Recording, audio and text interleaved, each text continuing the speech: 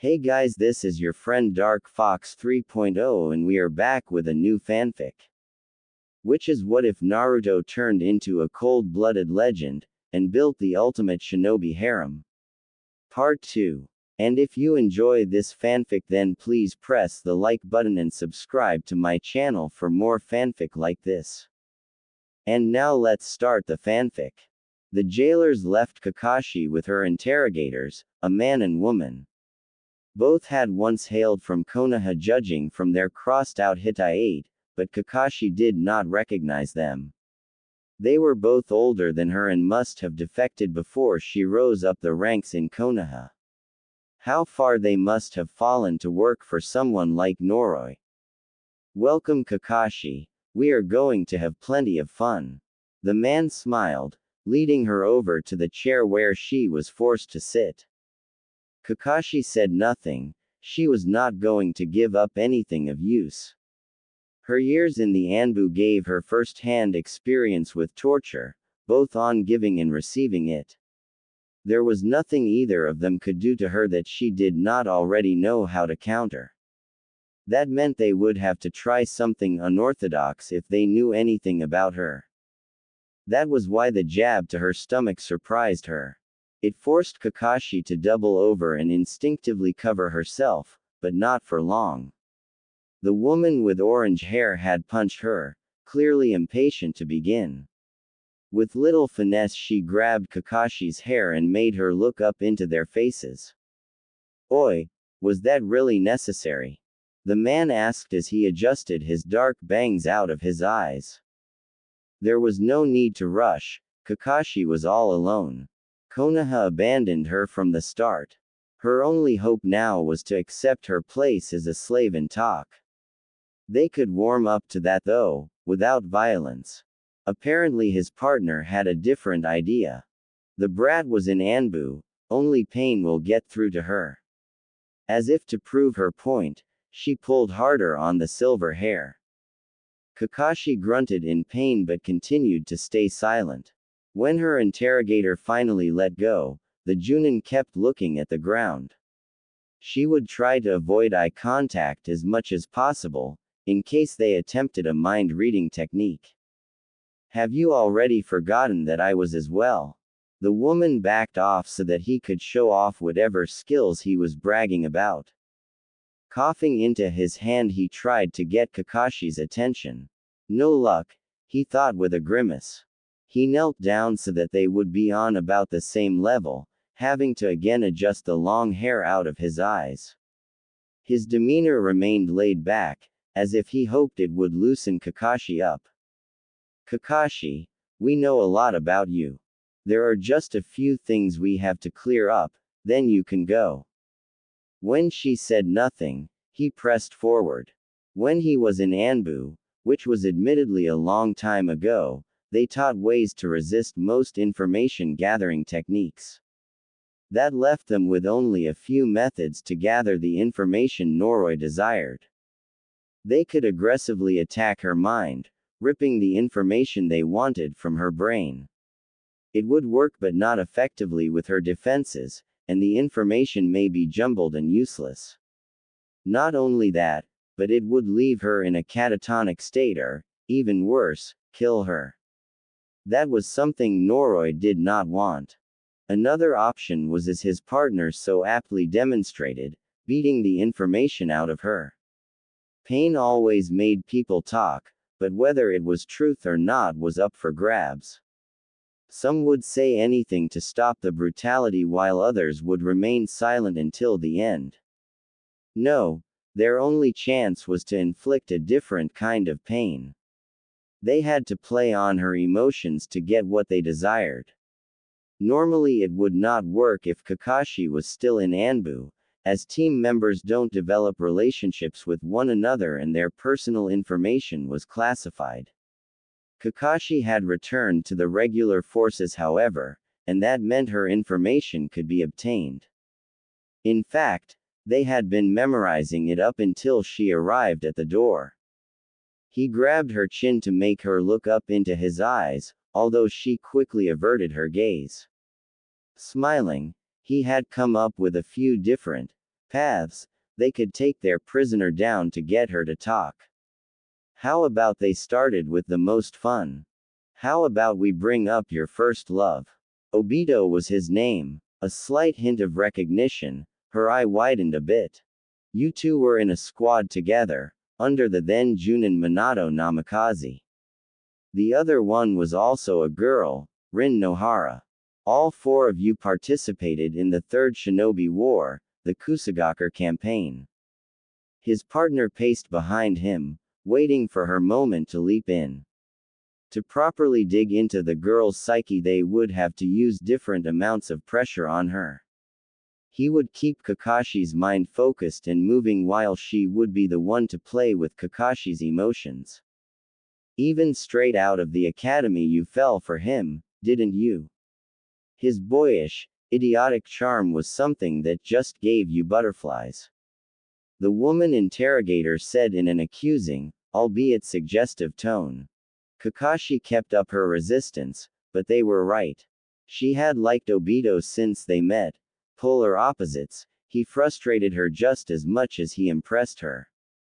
Something about him and his presence made her feel comfortable, like she could just let her guard down and relax. No one had made her feel like that since her father's death. But he liked someone else, didn't he? Obito liked Rin. What could she possibly have that you didn't? You were a Chunin by age 6 and made Junin before some kids even made it out of academy. The male tried playing on her side, but she saw through it. You kept your feelings hidden while he went after Rin. She didn't even bother to help you win his heart. She's wrong. Rin had no idea I liked him. No one did. Kakashi was good at hiding behind a mask, she always had been. Then, before you could confess, Obito died on a mission in Kusa. He left you and Rin alone, your feelings unrequited. That was when I realized that no matter what my rank was or how strong I became, I couldn't protect anyone with these hands of mine. Obito's death made her eyes water just to remember it. Having to leave him behind was the hardest thing she ever had to do. Even to that day, she regretted it. Sometimes, Kakashi even wished she died with him. The ex-Anbu let her chin go before he too began to pace around her. They had finally caught her, now they needed to bring it full circle. Tell us, Kakashi, why did Obito and Rin have to die? You were strong, even back then. What happened? You were weak, weren't you? You couldn't show your feelings, you couldn't even protect yourself. Minato-sensei had to run and save you in the end. Kakashi knew what they were doing and she knew it shouldn't affect her, but it did. She had tried so hard to put away her emotions and make amends with Obito and Rin's deaths. Her mind wouldn't let her rest though, the harsh memories only served to remind her of her failures. Even her sensei's death could have been blamed on her, the Junin bitterly conceded. If I had just been a little older, a little stronger, I could have protected the village with you, Minato-sensei. It was my fault Rin and Obito died and I couldn't even help you. I was useless as a student. Now that you remember why you were weak back then, let us remind you why you are weak now. His partner went through hand signs while he continued to talk to Kakashi. We caught your team. They are with Noroi right now, becoming a part of one of his experiments. He revealed, a bit disgusted to have to admit it. As if on cue, screams echoed outside the hut. Kakashi looked up in surprise. How could that be? She saw them get away, heard the bandits admit to losing them. There was no way Naruto would fail. That blonde one was the hardest to capture, but he gave up when we threatened to kill the rest. He even volunteered to be the first one taken in to see Noroi. The screams intensified and she felt the interrogator's breath on her ear. That's him. Screaming for you to save him. On instinct she tried to stand up only for her to be violently shoved back down. Her eyes pleaded with him to let her go, to see her students. He frowned apologetically. I'm sorry, Kakashi. None of us agree with what Noroi does, but he is too strong. We can't free your students. But you can. Kakashi. Naruto's voice seemed to be everywhere at once, begging her. Seeing her slump in the chair made the interrogators sense her defeat. Finally, they could get something out of her. With an unseen signal they communicated with one another and the woman quit the technique. It worked better than he had expected. Now then, Kakashi, all we need from you is this. Where does the Hokage keep the scroll of seals as well as the rest of the village's kinjutsu? We also know the guard patrols, but we need up-to-date times as well as profiles on all the village's current junin. Give us that and your students can go free. Kakashi looked up into his eyes, seemingly defeated. He had brought his face close to hers in order to form an understanding. Give us what we want, we give you what you want. There was just one thing wrong with their plan, she mused. So what do you say, Kaka? Before he could finish that sentence she slammed her forehead into his face. The hit sent him reeling back, blood flowing from his nose. As he screamed in pain, his partner revealed a kunai and held it to Kakashi's throat, forcing her to stop struggling. You bitch. There was something you forgot in your little genjutsu. They were taken by surprise when she revealed she saw through the technique. Naruto isn't the type to scream for help or get captured. He wouldn't stop fighting until you were all dead. The same goes for my team. The only reason they ran the last time, was because I am the only thing they are afraid of here. Both of you. She looked between them, they really were a pitiful bunch. Are nothing but weaklings even the village couldn't find a use for. Tired of her insults and tired of being patient, the interrogators decided to go with Plan B. He swung a shot for Kakashi's face that sent her down to the floor. Before she could even right herself, the other woman kicked her in the stomach. They forced her back into the chair by the length of her hair and, while his partner held her steady, he laid punch after punch on her left cheek and stomach. Before it could go any further, the two were interrupted by the door opening. The two women bandits had returned for Kakashi and were appalled at what they saw, a bruising Kakashi and two furious interrogators. They quickly pushed the two nuke nin away and got the woman outside. Noroi won't be happy when he sees the bruises, better prepare for punishment. One of them said with a threatening tone, shutting the door. Kakashi was shuffled to the largest tent in the compound to see the bandit leader. She could barely see as night had fallen and her face had become very sore from the beating. The two slave masters had looked her over and were not happy because Noroi would not be happy. The Konoha Junin was supposed to be his prize and now she looked half dead. You make sure to tell him it was the interrogators, not us. The raven-haired one warned with the brunette nodding in agreement.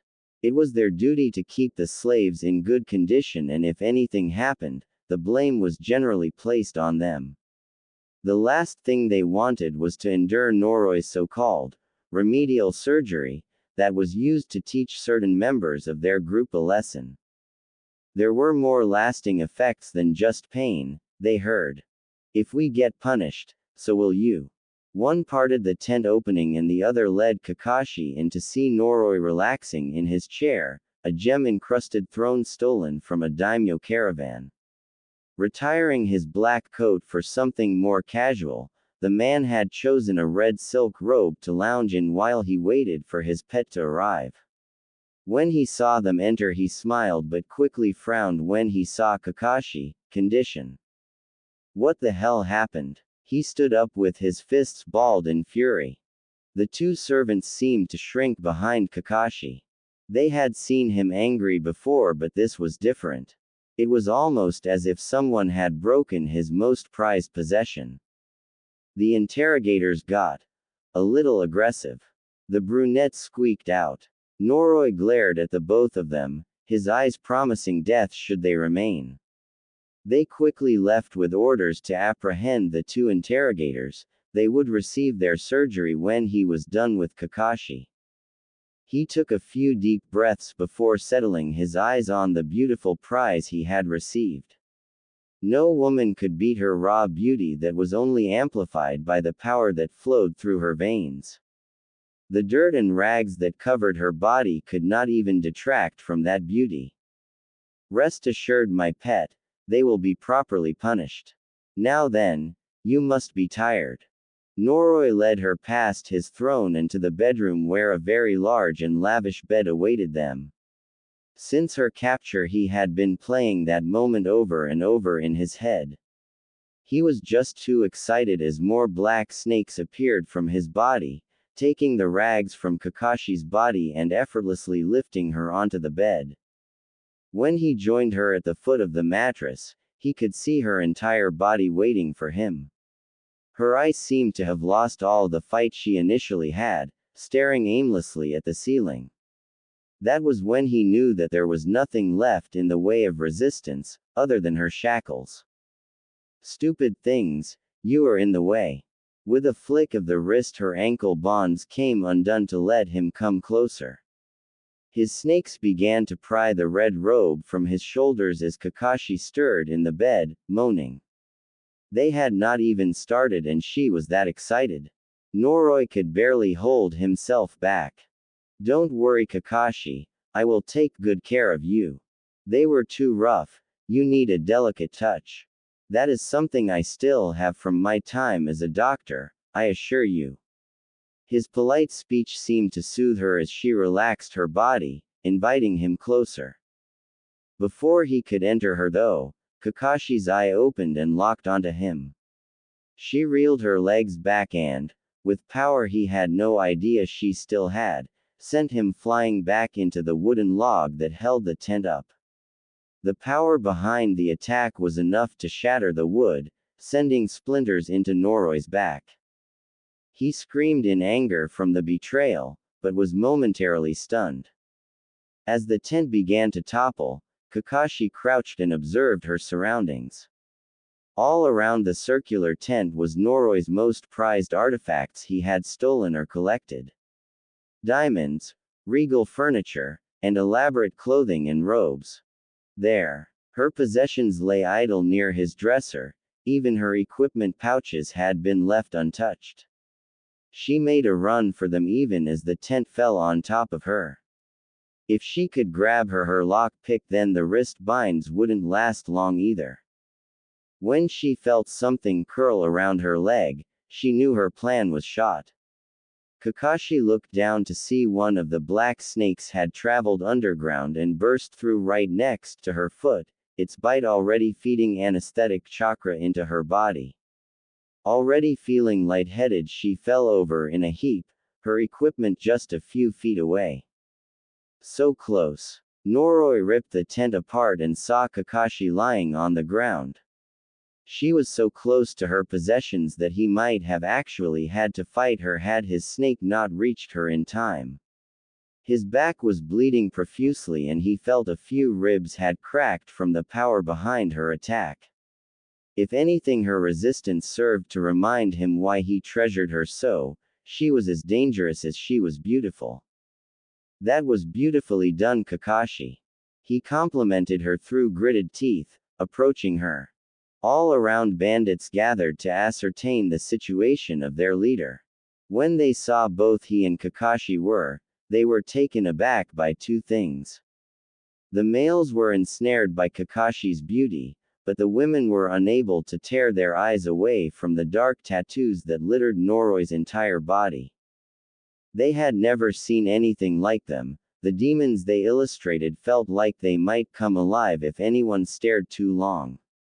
A snake covered Kakashi in the tarp while Noroi ordered everyone away and for his slave masters to come forward. They quickly bound Kakashi and took her off to the jail cells. It seemed she would need more time to be properly broken. Noroi was willing to wait. After all, good things came with time. 000. Kakashi was thrown into the same cell, left to fend for herself. What kept her going now, she had no idea. Thoughts of her team still occupied her mind, knowing they escaped must have been where her strength flowed from. Now that she had failed to escape the first time, it would only get harder. Without chakra, Kakashi was afraid she may be stuck in the camp for longer than she initially expected. She rested against the bars of her cell, trying to listen to the bandits and gather information. Most of it was useless bragging or talk of home. A few drunks stumbled through the camp past her. She was thankful it was too dark for them to see her. Just as Kakashi was going to try to sleep, someone began to shout in the camp. It was far off at first but got steadily louder as whoever it was came running in her direction. What he said made her blood run cold. "We caught one. Another of the ninja kids." Just as he said, one of her team was brought forward and thrown into the cell next to hers. Her strength left her when she saw Arata in the dirt, bruised and bloodied. So they had been unable to escape after all. "You two have fun, the rest will turn up soon." The jailers laughed and walked off, leaving the two of them to converse. "What the hell happened, Arata? I told you to run." Kakashi couldn't hold herself back as she growled at her student, frustrated at his capture. In similar steel bindings like hers, Arata could barely move with his strength alone. Despite his sensei's angry tone, he could still manage one of his devilish smirks. They wouldn't be stuck in there for long, he had to assure her. Otherwise she might beat him up after they escaped. "Yeah," he groaned in pain. "Yeah, we know Kakashi-sensei. We were supposed to run away, but that order was bullshit and you know it." He coughed and panted a bit. The beating they gave him was a little much. That didn't stop him from expressing his disdain about running from battle. "Where is Naruto? Why didn't you follow him back to Konoha?" Kakashi had a suspicion that the blonde was actually behind this, but he had no idea what Noroi could do. "Naruto was the one that came up with this plan, sensei. We all are ready to do our part." Arata grunted as he rolled around in his cell, clearly trying to do something with his cuffs. The idiots might have searched him, but they didn't seal away Arata's chakra. They sorely underestimated what a genin could do. "And my part." The strain in his voice made it clear he was close to victory with the shackles. "Is to get you out of here. Time to use that technique." Funneling an undetectable amount of chakra into his hands, Arata manipulated the mechanisms inside the locks to open. A satisfying click could be heard as his wrist cuffs were removed and he quickly started on the ankle ones. Kakashi couldn't believe what she was seeing. There was no normal technique that allowed for the manipulation of objects like that, at least not that Arata should have known how to do. Arata didn't really understand how he did what he did either. All he knew was that from a young age, he had been able to manipulate certain objects with a bit of chakra. It had helped him survive on the streets of Konoha and it also got him recognized by the Hokage and put into the Ninja Academy. It was also how he could manipulate the kunai without Naruto seeing what the technique was. It was like it came naturally to him, no seals or anything. Just a bit of chakra and he could get through any lock, pick up a shuriken from far away, even make a steel plate spin without touching it. "I can't punish them now, they are all here after all. I taught them never to leave a comrade behind, guess I'm to blame." Kakashi hid a small smile under her mask as Arata freed himself, waving her over near him. "Come on Kakashi-sensei, I need to get you free too. Naruto and the others must have already started." She shuffled over to the bars that separated them, holding her arms up for him to work on the shackles. The thought of Naruto and the others being in the camp made her begin to worry. What were they going to do? No matter if she escaped and helped, there were too many bandits for all of them to fight. The only chance they had was to run. What are the others doing? She asked Arata, earning another of his cheeky grins. Those bandits wouldn't know what hit them by the time Team 7 was done with them. Completing our mission objectives, of course. Sabotage the bandits and assassinate the leader. No matter how much Sasuke wanted to fight Noroi, Naruto said he would handle it himself. As her student continued working on the cuffs, Kakashi's mind froze. The thought of Naruto fighting against the dark medical nin worried her the most. Kakashi may not have gone all out against him, but he was a dangerous opponent. Naruto wasn't even a Chunin yet, there was no way he could win with his current strength. She needed to save him, and now. Sasuke and Sakura should be finishing up the explosive tags, we escape as soon as they. Arata smiled as the cuffs fell from Kakashi's wrists. Go off. Come on, let me see your ankles. Hurry Arata, I need to get to Naruto. He doesn't know who or what Noroi is. Arata quickly finished her ankles and soon Kakashi was free, although she was still bereft of clothing. Luckily it was too dark for her student to see her in such an indecent situation. More importantly, she needed him and the rest of Team 7 focused if they wanted to escape alive. It wouldn't be long now before the camp would be full of fire and screams, so she had to come up with a plan fast. Just as she thought that, the first of the wooden shacks went up in flames as an explosion rocked its base. That was the interrogation hut. Good riddance, she thought. Then there was another, and then another. The foodstuffs and loot the bandits had gathered all went up in flames as they scrambled to try and figure out what was going on. Now the party starts, Arata thought as he unlocked their cells simultaneously, letting the Junin loose. Marveling at his team's handiwork, Sato watched as the fire spread to the rows of tents and forced the terrified bandits to scatter. For all their might, nature could still scare the shit out of them. With a smile on his face he turned around to look at Kakashi.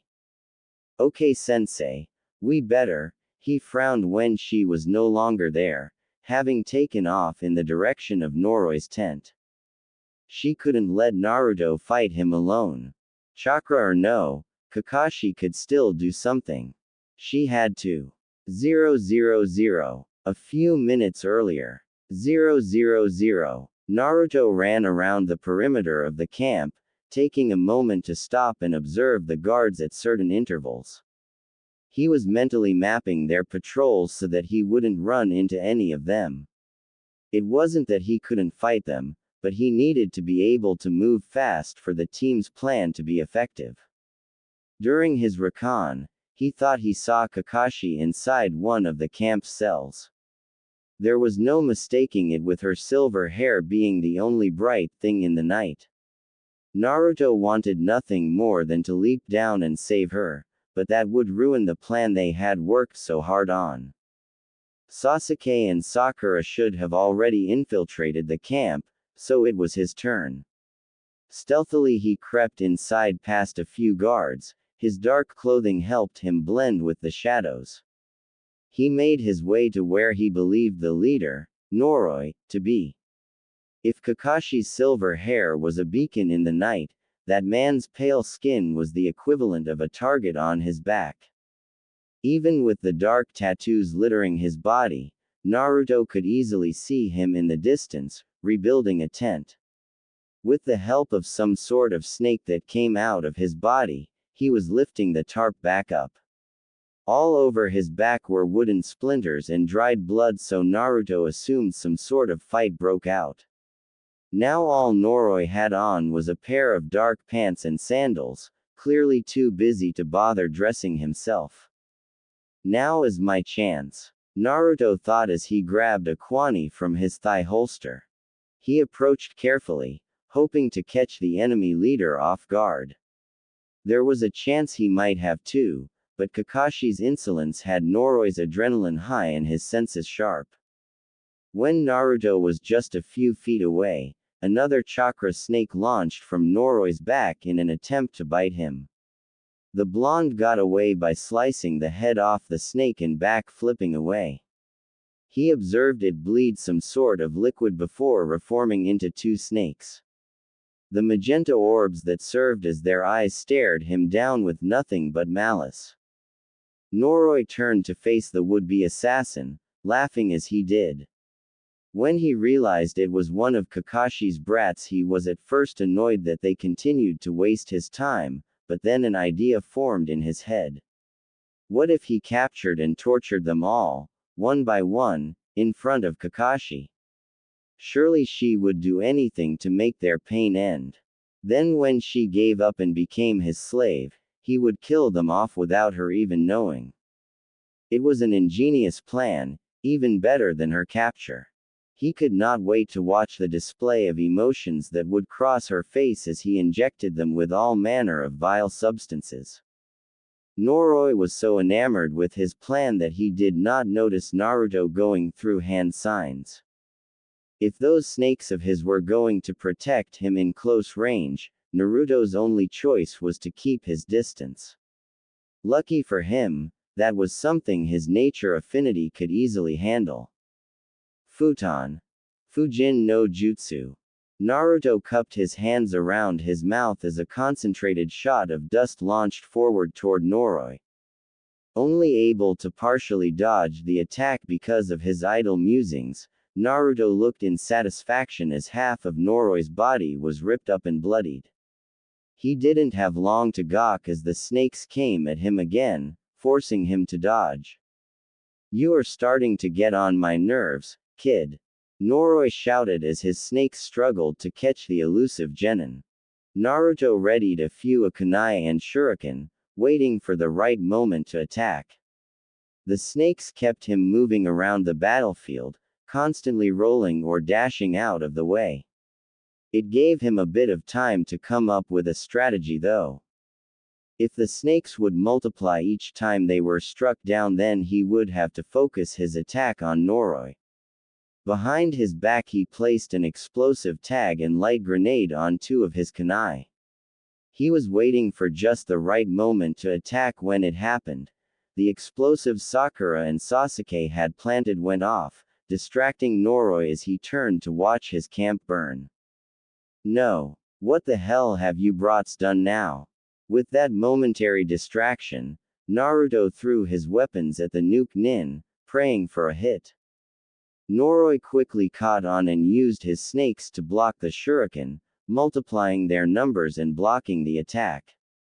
When the light grenade went off, he was taken by surprise and was forced to cover his dark pupils that were sensitive to the light.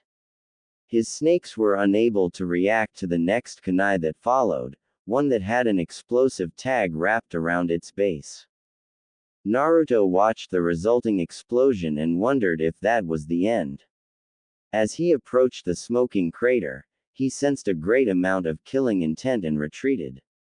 Out of the smoke came the bandit leader, his body smoking and his flesh charred. The stench was almost enough to make Naruto gag. Somehow he was still alive and coming for Naruto. "That's it, brat. Forget torturing you in front of Kakashi. I thought of something better anyway." Noroi's one good eye watched Naruto carefully as the blonde prepared for his next attack. "I'm going to hold you down and force you to watch." He smiled a truly evil smile before he said something that made Naruto's blood boil. "I'll make you watch while I rape Kakashi. Over and over again. There will be nothing you can do to help save her if you can't even make a sound." His chakra snakes launched forward, intent on injecting their lethal concoction into Naruto's bloodstream. It didn't matter if it was a genin or cage, neither one could stand up to his technique. Just like Kakashi, the blonde would be putty in his hands. The only movement that came out of Naruto was an occasional twitch or shake as his body tensed up. Noroi broke the cardinal rule when dealing with a Jinchuriki: don't make them angry. It was the one weakness that could take down their self-control and bring out something dark, something evil. The thought of Kakashi being violated by this disgusting man awoke Naruto's primal instincts and he let them take over. Before the snakes could even get close, they disintegrated when an orange chakra cloak overtook Naruto's body. Naruto slowly brought his eyes up to look at Noroi. No longer the innocent baby blue, the irises were a blood red and with pupils resembling the slit of a snake.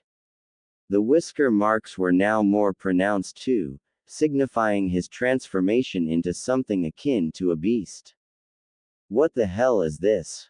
The medical nin wondered, never encountering something like it. His inexperience against Jinchuriki would prove to be a fatal mistake. Expecting Naruto to be at the same level of power, Noroi was taken by surprise when the blonde launched forward with speed he could not imagine him having. Blood was spilled as Naruto's arm impaled Noroi's chest clean through, blood and bits dripping from Naruto's clawed hands. You little bastard. Noroi could only insult the blonde before he dropped to the ground. Before Naruto could finish him off, a voice stopped him. Kakashi had been watching and took that opportunity to reveal herself to him. Stop Naruto, that's enough. He's already lost the fight. Noroi painfully looked over at Kakashi, meeting her gaze. His last rites, the man decided to bother her even until the end. So, my pet comes to save me. A furious growl made their heads turn and see Naruto try again to kill him with his claws. Kakashi launched forward and tackled the blonde, crying in pain as the chakra cloak stung her skin. Still, she had no protection against the Kyuubi, but she had no other choice. Without her equipment or chakra, there was no other way to calm Naruto down. Sensing someone familiar, Naruto reacted surprisingly calm with Kakashi straddling him. When her hand brushed his cheek, he instinctively rubbed against it. Almost like a puppy, Kakashi thought, holding back another cry of pain as the chakra intensified. A very dangerous puppy. Or fox in this case. It's over Naruto, just rest now. She let his head lean on the ground, his body relaxing to her every touch. For some decency, Kakashi carefully removed Naruto's jacket and put it on over herself. Its length covered her down to her thighs and would suffice until she recovered her clothes. With Naruto resting peacefully, she returned to Noroi. She had some questions she wanted to ask before he died. Not even batting an eyelash to his bloodied coughs, Kakashi asked him her most pressing question first. Who do you work for? Who betrayed my team? Noroi just laughed as blood continued to pool in his mouth and flooded the ground from the hole in his chest. If he was going to die, he might as well have some fun. The answer to that is something you can figure out for yourself. Just look within and you will see the darkness, the rot forming. His vague answer didn't suffice, but she couldn't force anything. If she so much as touched him, he could go into cardiac arrest. What village do you really hail from? This ninjutsu is too complex for you to learn on your own. She had never seen anything like it before, and she had copied thousands of techniques in her years as a shinobi. Something so heinous that not even the 5 great villages would touch. Whoever taught Noroi that power could still be at large? His laughter turned into an angry growl and he thrashed around a bit. How dare she compare him to the weaklings this place called Shinobi?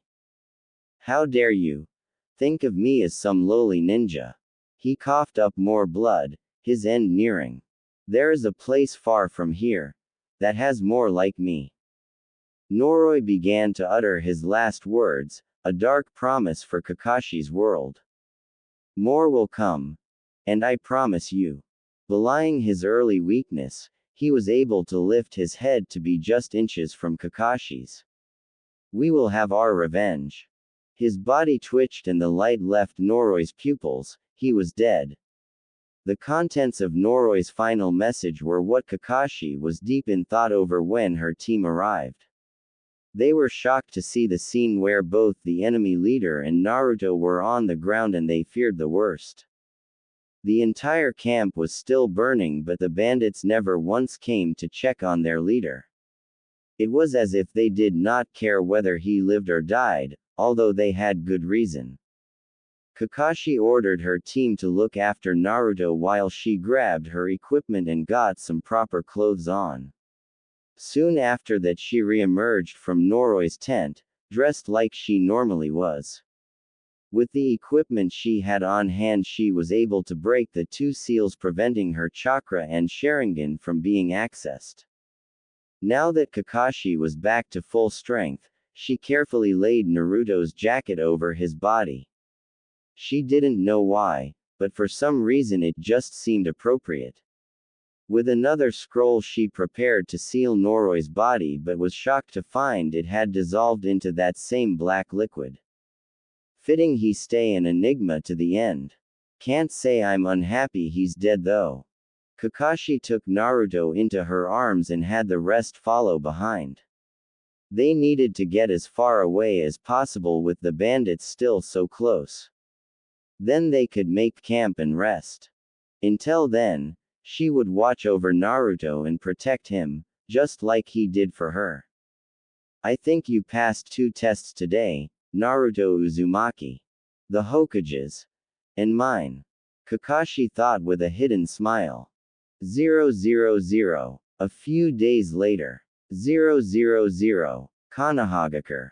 Hokage's office. 000. Kakashi's Team 7 plus Naruto had arrived for their debriefing with the Hokage and council.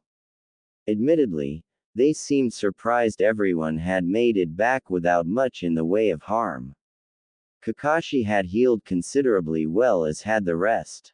The B-rank mission has been completed, Hokage-sama. Kakashi said, hands on her hips with pride. When the Junin said the mission was completed successfully, Hiruzen's heart leapt for joy. There was something they all needed to confirm though, and it had to do with Naruto. The blonde's face didn't betray anything as he stood stoic at Kakashi's side. And Naruto, how was his performance? Kakashi turned to her genin and saw their smiling faces. They had all come up with the decision as it turned out. The way Naruto handled the changing situation and rescued Kakashi, as well as his performance in and out of combat showed that he could take on a greater responsibility in Konoha. It would have been impossible without his contribution. I give him a pass. If anyone paid close attention, they could see Naruto let loose the breath he was holding. It meant a lot to him to know they approved of his performance. He couldn't remember what happened during his battle with Noroi, but Kakashi said Naruto had beaten him. That was more than enough for him to be happy with. The Sandaime was beaming with that news. Not even Koharu and Homura could argue with Kakashi's ruling. It had been decided that she had the final say in the matter as acting leader of the mission. Very well then. Congratulations to all of you. Through this great hardship thrust upon you, each and every one of you rose to the occasion and contributed to the success. Don't forget what happened on this mission and the experience you gained, and it will serve you well in the future. Team 7 received its pay and was promptly dismissed. That once again left Kakashi and Naruto behind to give the finer details of the mission. There were definitely a few discrepancies that needed to be brought up with the Hokage. It says here in your mission report, Kakashi, that the enemy knew you were coming. What happened? Kakashi went into detail of the time leading up to the ambush and explained the fight itself. We suspect that someone within Konoha tipped them off to our presence, Hokage-sama. No one else could have known and gotten that information to the bandits in time. The Hokage looked through the scroll for additional information before shaking his head in disappointment. I agree, Kakashi, there is something strange about this. An investigation will be launched immediately. The council remained oddly quiet. A security breach would generally be quite alarming, but they did not seem affected. Moving on. Naruto, it says here that you found the mission orders to be different than what were originally given, is that correct? Naruto knew exactly what he was referring to, the express orders to leave any team member, such as Kakashi, behind and return to Konoha at once. It was suspicious in the fact that an order of that nature was rarely if ever given for AB rank, as well as the fact that it would mean Naruto would almost certainly fail if he carried out that order. Worst of all, Kakashi confirmed that the original mission orders given to her by the Hokage did not state that condition at all. Yes, Hokage-sama. After Kakashi-sensei was captured, I opened the mission orders to figure out my next course of action as squad leader. It was there that I read the order that, in the case of someone being captured, we were to immediately abort the mission and retreat to Konoha. Hiruzen raised an eyebrow, not remembering such an order being given. This did not make any sense to me for two reasons. Such an order would be uncommon for anything outside of a high-ranking mission, such as our S rank. Even with our unique situation, the order to abandon our comrades was extreme. Second, if I were to follow that order upon Kakashi's capture, considering the nature of the mission, I would most certainly fail not only the mission but the aptitude test. His reasons were acceptable and they continued to listen as he moved on to his final point. Naruto had gone over this in detail with Kakashi on their way back home because it bothered both of them considerably. He didn't want to miss a single detail in hopes that whoever did it would be caught. Upon convening with Kakashi-sensei and discovering that this clause was in direct contrast to what her original orders were, I have come up with a thesis regarding these anomalies. Whoever was the insider for Noroi group also changed the mission scroll in order to ensure that not only would I fail the Chunin aptitude test, but that Kakashi would remain in captivity without support from Konoha. The thought of someone willing to go so far as to sabotage the mission and endanger the lives of Konoha shinobi was chilling enough. Naruto's explanation, if there was such an insider, seemed to have enough logic to hold up the cause for an investigation. Hiruzen sighed, the mission was not supposed to get as complicated as it did. However, he was thankful that they were successful and that all members returned home safely.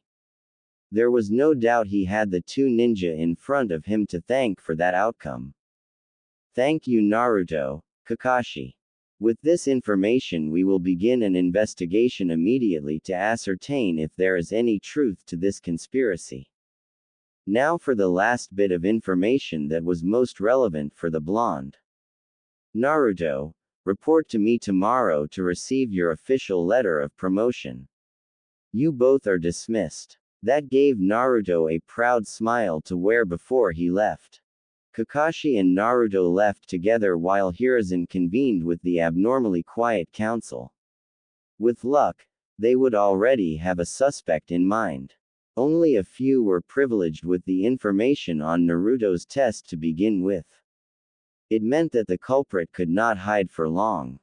000. As soon as Naruto left the room, he saw Asuma and Kurenai waiting for him.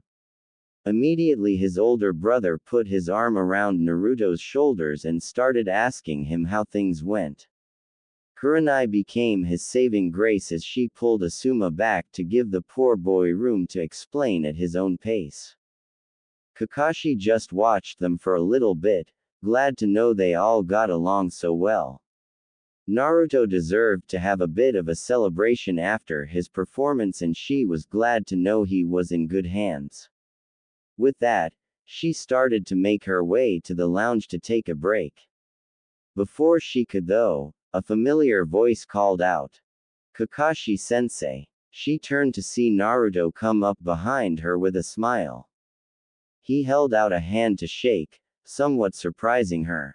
Seeing her confusion, Naruto quickly explained, "I just wanted to thank you for helping me. That goes for the rest of Team 7 too." Kakashi smiled and took his hand in her own, firmly shaking. "Of course, as it turned out, you did the most work after all. If anything, I should be thanking you." Naruto scratched the back of his head, somewhat embarrassed from her praise. "Now that I'm a Chunin, do you think we will work together again?" Naruto asked lightly, his tone betraying him. He was clearly hoping that her answer would be, yes. Kakashi just smiled before she placed a reassuring hand on his shoulder. "Count on it," she said with a wink, letting Naruto breathe a sigh of relief. "Thank you, sensei." Kakashi nodded and then went her own way. She still wasn't at 100% and needed to rest. Before she was even out of earshot, though, she heard Asuma say something interesting. "Ah, so someone still has a crushy H." The older brother had noticed how Naruto acted around Kakashi and had a sneaking suspicion of something. His innocent tease was just one way to confirm it. Naruto's inability to reply said everything he needed to know. "Asuma, don't tease the poor boy. Come on, Naruto-kun, we are going to treat you to Ichiraku's." Thanking Kurenai for the save, Naruto followed her lead to his favorite dining place. Asuma scratched the back of his head in annoyance. Kurenai again ruined his fun. He looked to see if Kakashi was still around, but she was gone, out of sight. That did not stop Kakashi from finding out something interesting about her blonde subordinate. It was unfortunate for him that he wouldn't remember anything of that night when he transformed, she mused. If he did, and if he really had a crush, something surely embarrassing would happen. Naruto had a chance to not only see Kakashi, but be sat on by her. Perhaps it was for the best that, appropriately, she did not broach the subject to save embarrassment for them both. 000. Kanahagakure. 000. Where exactly are we going, Asuma? You'll see. Naruto had been pulled out of bed early in the morning by Asuma to go on some trip across the village. It had been a while since the two could hang out since Naruto went on his mission, so his older brother was using that time wisely. Today was the day Naruto would become a Chunin and get his first task, which would most likely keep him busy for a while. Not only that, but the Junin had a team to take care of now. Even if he could get away with neglecting them on occasion, Asuma knew that they were just as important as Naruto. If he didn't properly raise them to be shinobi, even he would be disappointed with himself. But that kind of work had a time and place. Right now it was time to award his little brother for the promotion. You keep saying that, but I really don't see anything. They were going through the market district now. It was a busy day with shinobi and civilians alike traveling down the bustling city road. Soon enough they would arrive at a certain shop that Naruto was sure to recognize from when he was little. Here we are. Naruto actually did recognize the place. It was the home of an old weaponsmith that the Sarutobi preferred. He had never really bought anything there, but Asuma and Hiruzen both recommended it. They entered and were immediately welcomed by a friendly old man. He had a pointy mustache that extended down to his chin and a ponytail that went down to the small of his back. All around the shop were weapon stands and glass cases that housed his wares for the local shinobi populace to choose from, but he also took commissions if he didn't have what someone needed. Ah, Asuma-san. I see you brought Naruto on the dot, just as we discussed. Naruto raised an eyebrow. They had planned this. Asuma never planned anything. This must have been rather important. Yep. Are they done? The old man smiled and fished out from underneath his counter what looked like a folded-up tablecloth. In reality, it was actually very fine linen used to protect newly crafted weapons from any blemishes before the customer arrived. Not only that, but, for those who could appreciate it, they had great presentation value. See for yourself. Asuma stepped aside and motioned for Naruto to get the first look. Still confused, Naruto approached the counter and carefully unfolded the soft material to see what was underneath. Not expecting much, the actual prize beneath soon shocked Naruto into muttering nonsense. The older men smiled. It seemed that Naruto was more than satisfied. I will take that as a compliment, Naruto-san. Well, looks like it was worth getting after all. Gingerly, Naruto took one of the blades into his hand and explored every inch of it. They were real. And they were his. Asuma lived up to another promise he had made Naruto when he was younger. He had finally gotten Naruto his own set of chakra blades. The street slang for them was trench knife, but these blades were made for shinobi in that nature elements could be used to enhance their combat potential. They were compact enough to be carried easily instead of an unwieldy sword, but were also sharp and deadly enough to be effective even without chakra. Naruto had watched Asuma use the blades ever since his return from self-exile and had dreamed of having a set of his own. He wanted nothing more for Asuma to teach him Hine, his own style of taijutsu that incorporated the chakra blades. If he was willing to order these for Naruto before he even got promoted, that meant Asuma was confident that Naruto would succeed in his mission. That made Naruto feel even better and made the reward all the more sweet. So Naruto, think you are ready to learn something new from your older brother? Naruto looked at his big brother and smiled wide. After that mission, I feel like I'm ready for anything. Bring it on. 000. Hokage's office. 000. It fits you well, Naruto. Wear it with pride. Hiruzen said with a smile. His grandson was growing up right in front of him. Naruto was just zipping up his newly awarded flak vest when the sandaime made the comment. It made a smile grow on his whiskered face. There was no way to describe receiving your certificate of promotion and flak vest, it was something else. Especially so when you had been waiting for more than just a few years to obtain them. Thank you, Hokage-sama, I will. Naruto kept his mesh long-sleeve shirt on underneath the vest for a reason. He wanted to properly wear his flak vest but also keep something from his old outfit because it reminded him of his older brother, so the mesh remained as his signature. For the lower part of his body he had chosen to wear a black pair of pants, but otherwise his ensemble remained the same. Now then, we can discuss your new orders. With Naruto done changing, it was time to move on to business.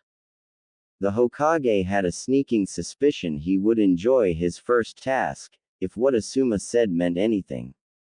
As you know, the Chunin exams are fast approaching. In fact, it is only a week away. During that week, I want you to do something productive while at the same time remaining on standby should the village require your assistance. To that end, you are to meet with Kakashi and do mandatory individual and team training with her and Team 7 until ordered otherwise. Understood. Naruto was surprised. He was expecting to have some work to do with the Chunin exams. He had seen plenty of other Chunin and Junin hard at work to prepare the exam areas and file paperwork. Not that he found any of that particularly interesting, but it was what he had resigned himself to. In comparison, this assignment seemed like a dream come true. Yes, Hokage-sama. May I ask why I'm training? Of course. Now that you have completed a mission with Team 7 and Kakashi, I want to encourage your growth as best as possible when it comes to working in a team. One experience won't be enough. Since you are clearly comfortable with working with Kakashi and Team 7, they are the best choice to ensure you remain receptive to what you learn. That made sense. There weren't that many out of the village missions he could undertake with the Chunin exams looming. The Hokage needed him in the village in case there was a need for him, but they also had to keep his skills sharp. Naruto performed well with Team 7, but one victory did not mean he was suddenly perfect. It would do him some good to work with Arata and the others again. I also hope that, outside of team building exercises, you can make some friends and have a better relationship with Kakashi. She is one of our best shinobi in the entire village and has a lot to teach you. Not only that, but I think she is interested in your progress as well. Consider her your new mentor while Asuma is busy. Kakashi, his new mentor. He wondered if she knew about this and whether she would mind taking care of him or not. Does she know about this arrangement? Hiruzen nodded. Kakashi had even been the one to suggest it. That might embarrass Naruto, so the Sandaime held it back. Alright then, I'll go find her immediately. Thank you, Hokage-sama. Naruto smiled as he made his way to the Junin lounge. After such a long time of waiting, his start as a Chunin was looking better and better. Asuma had put his faith in Naruto and gifted him with new strength. Now he got to spend more time with Kakashi and even learn from her. It made the terrible mission seem worthwhile after all. Naruto stepped out of the Hokage's office and decided to try the Junin lounge first. He had heard from Asuma that Kakashi had been spending a lot of time there, recuperating. The wounds she sustained prevented her from doing any heavy workload for the village until they fully healed, which had relegated her to mainly looking over paperwork. Even if the medical ninja looked over her thoroughly, Naruto was still concerned there were lasting effects. That was why he was glad the Hokage had assigned him to Team 7 and Kakashi. It would put him in a better position to keep an eye on her. If there was something he could do to help, he would do it. As he walked the halls of the Hokage's complex, Naruto watched many ninja bustle between destinations with stacks of paperwork. The few who could see him past what they were carrying nodded in greeting or smiled. A few Genin Academy students even bowed in respect. No one had ever treated Naruto badly, as few knew about his status as the Nine-Tails Jinchuriki, but those reactions were not what he was used to. I guess wearing a flak vest is more than just a choice in clothing, it puts you at a different level. He continued to be acknowledged until he arrived at the lounge. Although the name stated it was for high-level shinobi only, the Junin lounge was open to Chunins as well. That was why Naruto only hesitated a moment before entering. The room itself was not spectacular by any means. Inside were couches and booths of chairs built into small depressions in the floor. Windows took up most of the opposite wall to give everyone something to look at, although Naruto wondered if it had tactical value as well. A few cabinets were available to store food or utensils, but they did not see much use. Its main purpose was to function as a gathering point for Junin whenever the Hokage called a meeting. Very few were inside now considering the busy jobs the Hokage already had handed out. The Junin Naruto was looking for was not there unfortunately, but someone else he knew was. Naruto recognized Kurenai sitting in one of the booths, so he went over to her. Hopefully she had seen Kakashi. She smiled as he approached, glad to see a familiar face and in such a nice uniform. Naruto, it's good to see you. That vest looks like it was made for you to wear. He grinned. Kurenai was always so nice to him. If it wasn't for her support, he wasn't sure he could be the person he was today. That was why he made it a point to be just as nice to her and help her whenever she needed it. Thanks, Kurenai. Do you mind if I just call you that? Sensei just seems so impersonal. Even before his promotion, Naruto had difficulty trying to pick the proper title to give to Asuma and Kurenai. Though they both had taught him techniques as well as served as a teacher figure, that relationship was superseded by them being his older siblings. Kurenai, not one to make a big fuss over such things, waved him off with a small laugh. That he was even concerned about giving her an honorific tickled her. Don't worry, Naruto, you can call me whatever you like. Just remember to act properly when you're around superiors. Even though she didn't mind, other Junin or the Hokage might depending on the situation. With that out of the way, Naruto broached his main question. Have you seen Kakashi anywhere, Kurenai? I thought she might be here, but I guess I was wrong. An interested look appeared on Kurenai's visage as he asked the question. Naruto has been quite attached to Kakashi since that mission. I wonder what happened between those two. Rumors traveled fast about what happened during the mission, mostly from certain Team 7 genin bragging about it. Most considered them false until proven by Kakashi, but she had been unsurprisingly tight-lipped about the matter. Kurenai had not wanted to interfere with neither hers or Naruto's personal life, so she didn't bother to ask, but it was still interesting. Perhaps Asuma wasn't as far off in his teasing as she thought. Fortunately, she had information the blonde wanted to hear. Why, yes, I have. Guy was just in and forced her away to train with him. Apparently he challenged her to something again. Naruto was understandably confused. Kurenai struggled to find a proper term to describe Guy, in a way to sum everything up. In the end she had to settle with just describing his personality, as she refused to use the term youthful, as he most assuredly would have preferred. Guy is a fellow Junin and childhood friend of Kakashi's, as well as her self-proclaimed rival. Whenever he gets the chance he always challenges her to something outrageous to see which one of them is better at it. He is a bit too eccentric for his own good, and with Kakashi still healing, I hope he doesn't make her overdo it. That was enough for Naruto to know. There was no way he was going to let this guy force Kakashi into doing something she probably didn't even want to do. Thanks, Kurenai. I'll go check the training grounds. Hopefully I can save her before something terrible happens. The young woman watched Naruto leave, amused by the pressure he put on himself to rescue Kakashi. Maybe it really was just her imagination, but things were getting interesting between those two. Naruto wasn't able to get far before he ran into his first obstacle. There were definite positives to having the Hokage's office and the Junin lounge all in the same place, but the academy was a different story.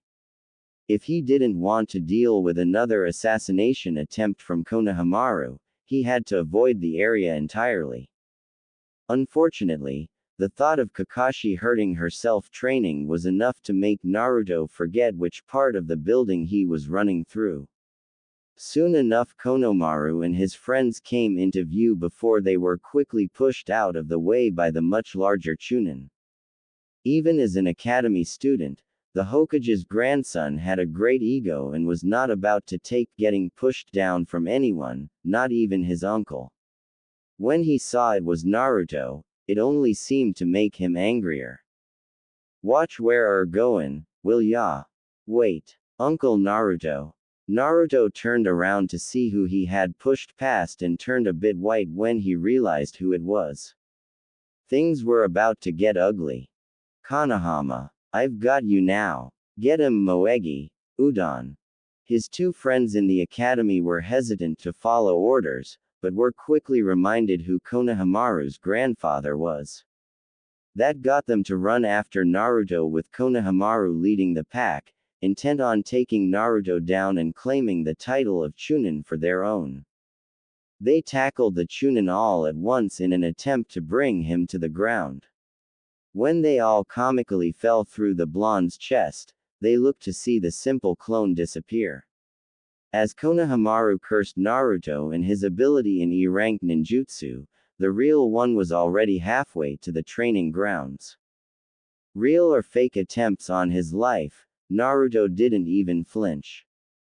Konohagakure. Training grounds. Come on Kakashi, this is the ultimate test of faith between you and your youthful students. At least try to play along. There will be no competition. You are just making a fool of yourself, guy.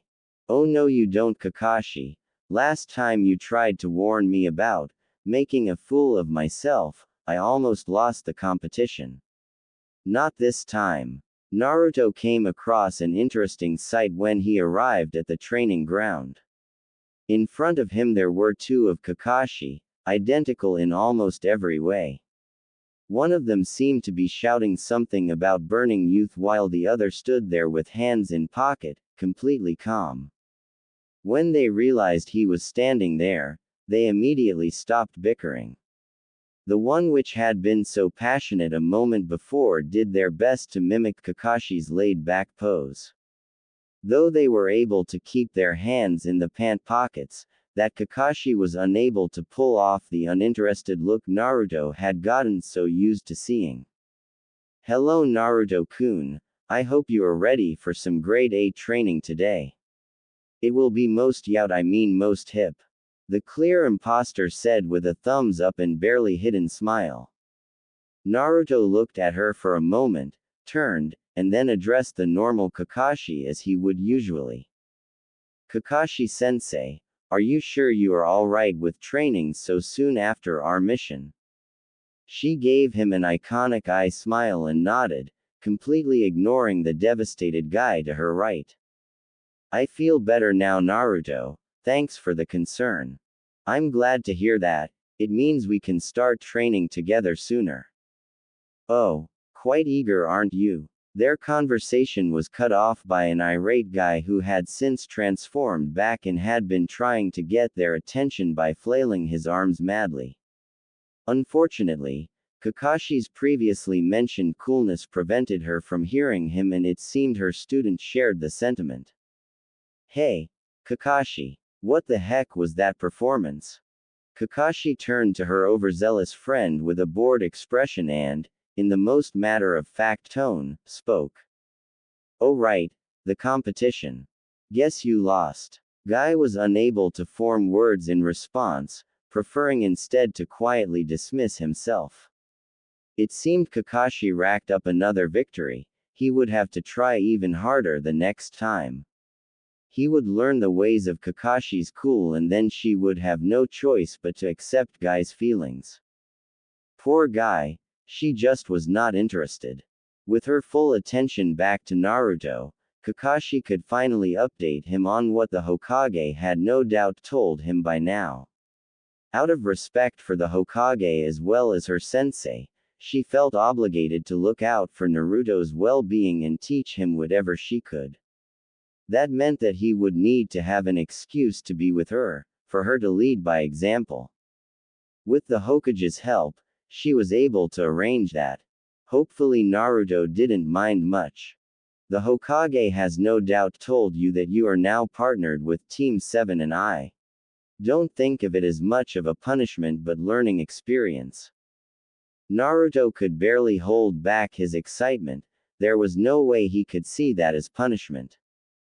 I see a lot of my younger self in you Naruto, so I'd like to help you if I can.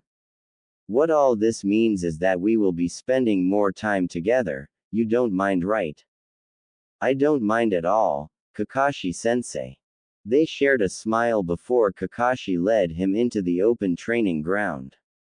It was a beautiful day that would be a shame to waste. That meant the two would start early by training today, without the rest of the team. Alright Naruto, I've already gone over your profile the Hokage gave me. From what I can tell, your experiences with Asuma and Kurenai gave you a well-rounded balance in your taijutsu, ninjutsu, and genjutsu. Does that sound about right? Naruto was doing a few light stretches to get ready for whatever Kakashi was going to throw at him. He nodded in agreement. The training those two had given him really did help. My job isn't to build on what you have already learned from Asuma-san and Kurenai-san, it would only hinder your growth. I'm going to be teaching you new techniques that can be used in conjunction with what you already know. That made enough sense to Naruto, and it also sounded a lot more interesting. So, what's first? First, we elaborate on your wind affinity. Do you know anything about it, Naruto? Other than, of course, you can create wind chakra. Naruto only knew what he remembered from Academy and from what Asuma told him when they first discovered the affinity. Well, I know that it is strong against Raiden techniques, like yours. It is also weak against Kaiden techniques, but can be used to enhance them if the user knows both. Kakashi smiled. He had the simple definition figured out. That is correct. Futon techniques are also well known for enhancing a weapon's length and power. But the technique I am going to teach you goes along with what you already know, enhancing Kaiden with Futon chakra. Naruto was intrigued, but he didn't know how to mold Kaiden chakra. Perhaps that was what Kakashi would teach him. Kakashi started teaching him the basic hand signs of the technique as she continued to speak. Remember, Naruto, with enough practice you can master any element. Something like that can take years though, so it is better to focus on something complementary to what you already know. That is why Asuma-san knows both Kaiden and Futon techniques, because they work so well together. The hand signs weren't difficult to learn as Naruto had seen them done before. Kakashi was teaching him a common fireball technique that many of the village's shinobi already employed. It was something even Naruto had yet to learn though, so he paid close attention as she described the proper way to handle fire chakra in the body. You will feel the heat build in your stomach and come up your esophagus, release it with a gust of air from your lungs. That is how many fire techniques, basic or complex, are formed. That was when Kakashi left the rest in Naruto's hands, as she knew the best way to learn was from personal experience. It took him most of the rest of their time together, but Naruto's fireball technique was growing larger each time he committed to it. She was amazed by the amount of chakra he had to continue training for hours, but considering the fox, it wasn't so unbelievable. Well done, Naruto-kun. Next time we will see what effects it has with a futon technique. Remember, we have a practice with the rest of the team tomorrow at noon. Kakashi dismissed him and went her own way back home, as the sun was setting. Naruto just watched her leave before turning for home himself.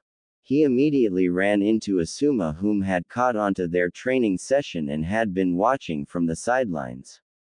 They seemed to work together well, as if it was natural. Naruto hung off her every word and Kakashi knew how to manipulate that positively. Well, good to see you finally making some progress. I thought you two would never part. His teasing didn't affect Naruto as much this time, as their reason of being together was because of the Hokage himself. What are you doing here, Asuma? Naruto asked, neutral. Asuma smiled. Him putting up that tough act only made it more fun. For now though he would put away the jokes, there was serious business afoot after all. I caught Kurenai in the lounge and found out you were looking for Kakashi. Since I wanted to get some work done with your taijutsu training, I thought I'd try and find you. Of course, you two would stay inseparable until the end of the day. He said in a mock-accusing tone, as if it was Naruto's fault. With the next joke, Naruto deadpanned. Does Kakashi know about this running gag? Of course she does. Her hearing is better than you think. That wasn't a satisfactory answer, but Naruto knew there was no getting through to him. Alright, then if you really do want to train me now, let's figure out a time to meet tomorrow. Naruto suggested, still skeptical Asuma had any time to spare from his team. I was just thinking about that. How about we knock two birds with one stone? We train the hour before you are supposed to meet up with Kakashi and you can impress her by showing off your skills. As long as you can learn fast enough, that is. Sensing a challenge, Naruto was up for it. If you can get up that early, then so can I. Let's do this. The two brothers set out for home, both very sure the other would be experiencing a taste of humiliation the next time they fought. Training grounds. Naruto and Asuma were both up before their allotted training hour, preparing themselves. Asuma had the obvious advantage. Naruto may have watched him use the blades, but the forms and stance eluded him. It would be fair, however, because Asuma would give his younger brother a crash course before smoking him into dust. They left together, without a word. Both wore confident grins that they would be victorious. Neither of them really remembered what started the competition, only knowing that they would not concede. Asuma and Naruto arrived at the training grounds a little late, but made up for it with determination. They both took out their chakra blades and, with Asuma leading, went through the stance as well as the common forms of Hine. These would be what Naruto would use the most often in combat. Remember to go with the wind, not against it. Your movements should be powerful but graceful, quick to react. Against anything larger than a kunai, use both blades to block unless you want a chunk taken out of you. They are durable, but they don't have that good of defense. You can slice your opponent along the entire length of the blade, but remember you will have the most power behind the thinner part. That is also where you will want to extend your wind chakra. Naruto went through the paces of each form a few times. At times he felt like some sort of taijutsu boxer, others he felt like a legitimate swordsman. Up until that point he had been holding back using his chakra to extend the blade, to save energy, but now was Naruto's turn to try.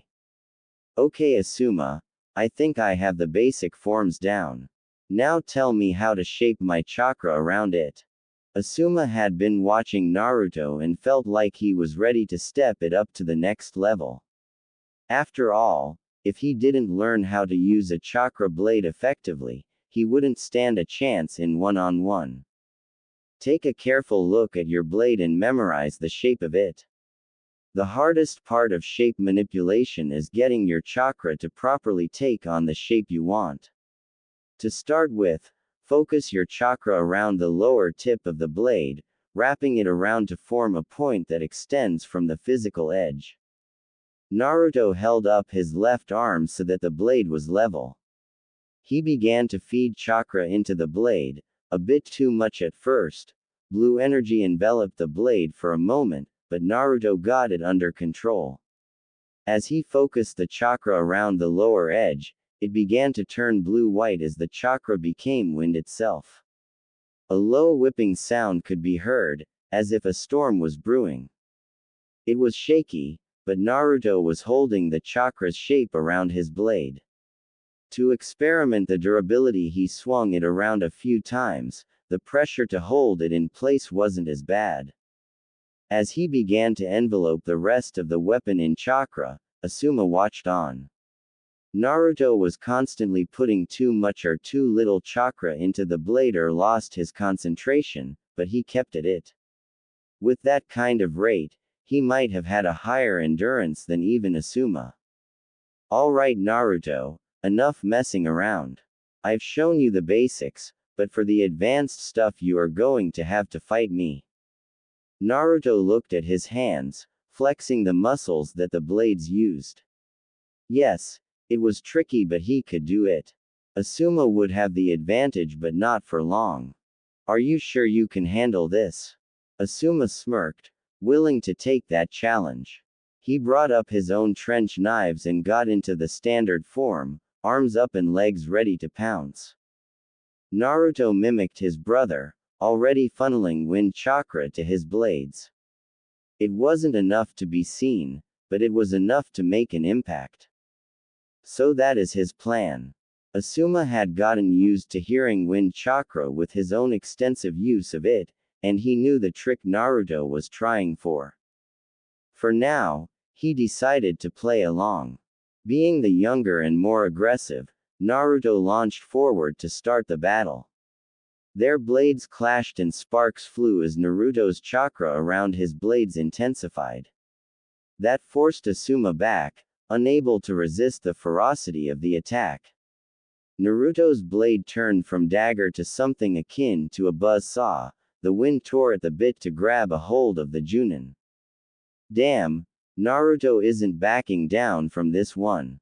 Asuma funneled his own chakra, elongating his weapon blades with wind. They clashed again, evenly matched for the first few moments. As Naruto was pushed back by Asuma's raw strength, they fell into the taijutsu side of Hine. Fists flung and blades clashed as they weaved in and out of attacks before trying to weave a horizontal or vertical slice. Neither could get through, but the wind chakra was getting its tribute. The whipping wind started scratch and scrape their arms and hands that were soon covered in blood. You can't win like this, Naruto. You are too obvious.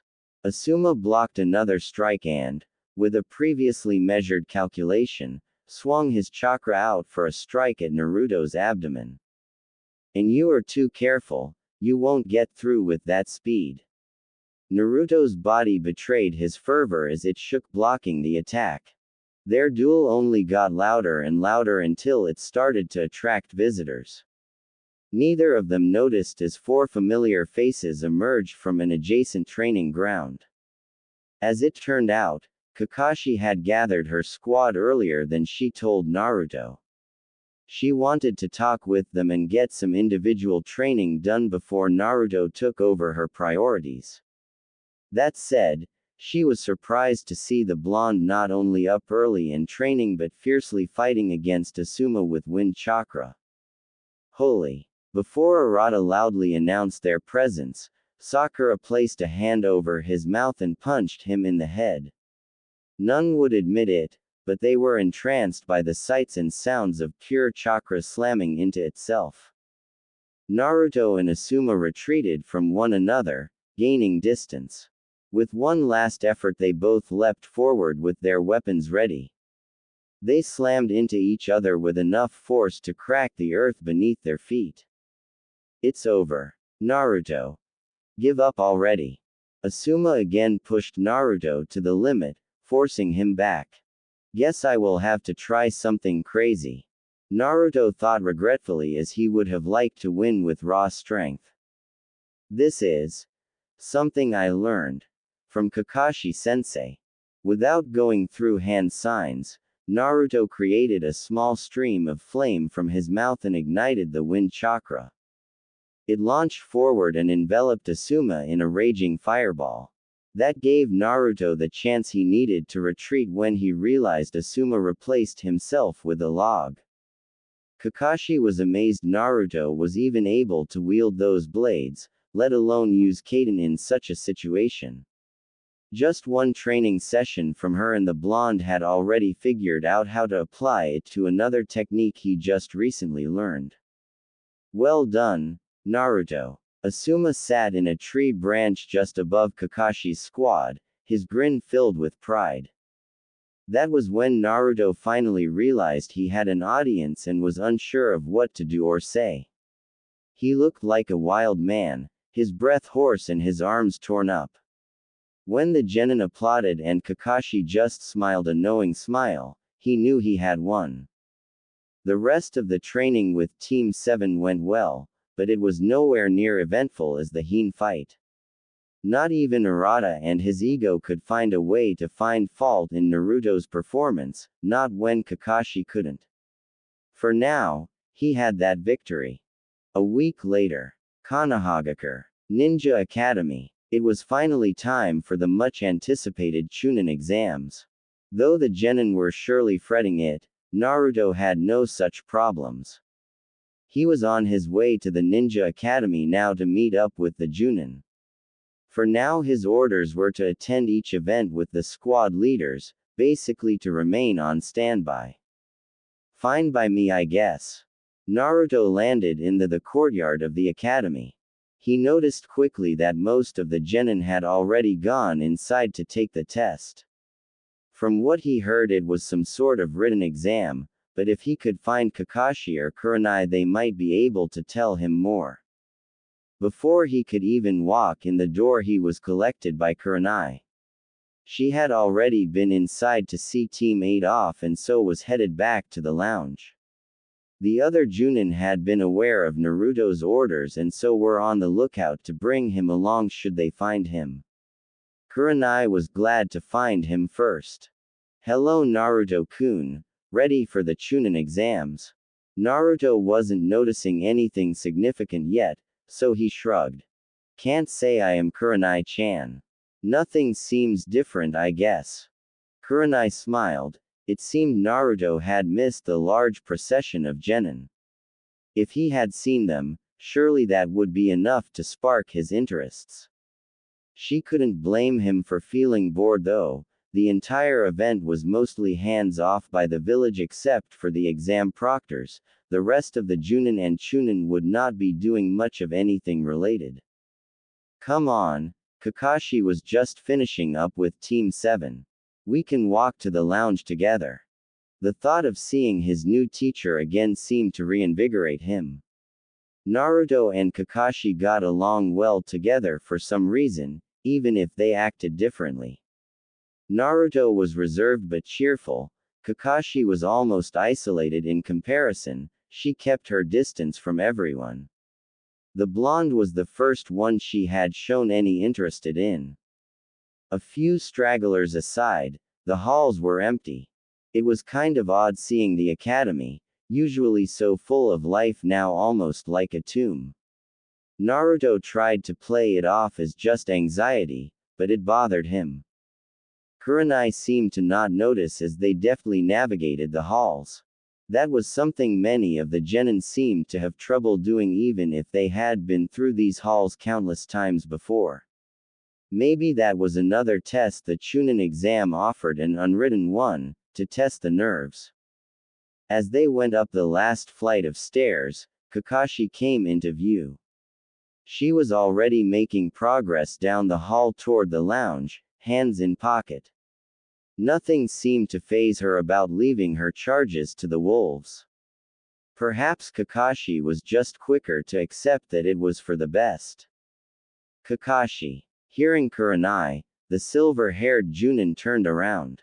When she saw her fellow kunoichi's charge, she realized what was going on. She was beginning to wonder if Naruto was going to show up for his mission. Now that he was there and had already missed Team 7's goodbyes, there was little left to see. Kurenai-san, Naruto. Good to see you made it, though there isn't anything left to do but wait. They joined her by the entrance, taking a moment before entering. Asuma and Guy were most likely inside already. So Kakashi-sensei, what exactly am I supposed to be doing? The Hokage just said report to you. Naruto made his assumptions but really he had no idea. You won't be seeing much for the first exam unfortunately, it is a written test. We aren't allowed inside for obvious reasons, so for now we wait. Once the first exam is finished, the Junin will make their way to the second exam's location. Naruto, I think you'll like that one. Kurenai shared a glance with Kakashi, clearly knowing what she was talking about. Naruto had only the faintest idea, so he didn't appreciate their conspiratorial looks. Come on, everyone else is already comfortable. They went inside with the Genjutsu mistresses urging. Guy and Asuma were already here, along with a few other Junin from squads Naruto didn't recognize. Most were sitting in the booths while a few chose to stand and talk near a drink dispenser. Most everyone paid attention as they came in, eyes locked on the blonde. "What's a Chunin doing here?" one of the Junin asked, confused. "Yeah, don't you have something better to do?" another said with a haughty tone, taking a swig of his drink. Naruto didn't like their attitudes but said nothing. He didn't have to. Kurenai and Kakashi made it clear he was with them. Even Guy glared at the offending Junin. "Hokage's orders, mind your business." Kakashi ended that conversation with her flat, no argument tone. Kurenai looked no less serious, arms crossed. The first one whom had been genuinely confused put his hands up in surrender. Last thing he wanted to do was bother the two ice queens of the village. His rude counterpart, however, clearly had some backbone and was not about to back down. Nico had followed the village's orders since he was as young as some of the academy students. He earned his rank with blood and sweat, and watched even more of his friends and comrades lose their lives. That was why it annoyed him that this kid with the whisker face got to go on some mission and suddenly thought of himself as all that. The only reason he got a promotion was the Hokage's special treatment, nothing more. "I'm just sayin' that someone like him disrespects the rest of us by being here. What has he done to stand in these halls and call himself a Chunin?" When Kakashi realized the idiot was being serious, she got serious too. To make her point, she approached Nico to speak face to face. Hands on her hips, her voice remained neutral if not a bit annoyed. Naruto had been waiting for a chance to become Chunin for longer than he should have. Not just that, if it wasn't for him the mission would have failed. He demonstrated ability that surpassed what anyone expected. It was ludicrous she had to explain this again, but for some reason Nico didn't hear anything meaningful. "All I see is a weak kunoichi that needed saving by the Hokage's pet." To hammer his point home, he jabbed a finger at Kakashi's chest, but was stopped mid-step, even before Asuma or Guy could get up. Naruto stood next to Kakashi, crossing the distance with little more than a flicker. His gloved hand held the protruding finger tightly, not enough to break but enough to hurt. No one would disrespect Kakashi after Naruto had seen what she had to go through for the sake of that mission, not even the Hokage could have. That was why Naruto was seriously thinking about breaking his finger to teach Nico a lesson. Nico was trying to ease his finger out of Naruto's grip but yelped when he only tightened his hold. "She doesn't have to take that from anyone, especially not you." A soft voice calmed his heaving chest. Her hand rested on his shoulder, the thumb just barely touching the nape of his neck. Even if he had gone too far, even if he would get punished for it, Naruto wouldn't back down until someone he trusted told him to. "Naruto, it's fine. Just relax." Kakashi knew she had to keep him calm if she wanted the situation to not escalate further. The last thing they needed was the fox making a reappearance. She was flattered if not a bit confused at why Naruto reacted the way he did, but petty squabbles weren't important. There were bigger things they had to be concerned for during such an important event like the exams. With much reluctance Naruto let him go, but remained close to Kakashi. Nico was visually infuriated to be humbled by Naruto, but many others were intimidated. Naruto may have just been a Chunin but his eyes promised murder if anyone tried to hurt someone close to him. "This ain't over, kid. Not by a long shot." The offender waved his hand through dirty pink hair, visibly frustrated he couldn't take out his anger. There was a time and place for that and he would make sure to show Naruto what it meant to be a Konoha ninja. That was something there was no way he could learn, one tough mission or not. Kakashi led Naruto over to where Asuma and Guy were getting settled in again. She needed to remember to keep those two away from each other to avoid further conflict. Nico didn't know the kind of hornet's nest he was poking, and it could have disastrous results for the both of them. If Kakashi could do anything, she wanted to keep Naruto's hands clean of the blood of a fellow Konoha shinobi. To have to go through that experience was not something she would wish on anyone. Well, Naruto, you sure know how to start a party. Things were quiet till you got here, Asuma said, trying to lighten things up. A glare from Kurenai cut him short, and he realized that the comment was made in bad taste. The quicker the confrontation was out of mind, the better. Naruto-kun, your youth was on great display just then. I haven't seen a man come to a woman's aid with that speed since, well, since myself. Guy gave him a thumbs up and bright smile, making Naruto grin. Thanks, I think. Kurenai and Kakashi sat on Naruto's sides while Asuma and Guy sat across. There was an odd tinge of jealousy both men experienced as they watched the women cling abnormally close to the blonde.